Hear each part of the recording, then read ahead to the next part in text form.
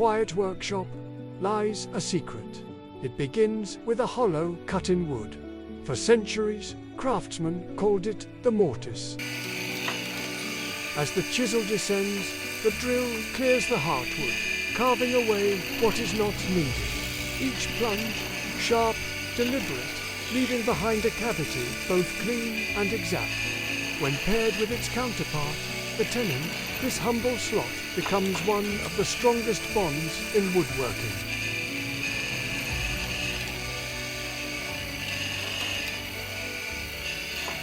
From the frames of doors to the bones of fine furniture, mortise and tenon has held generations of wood together.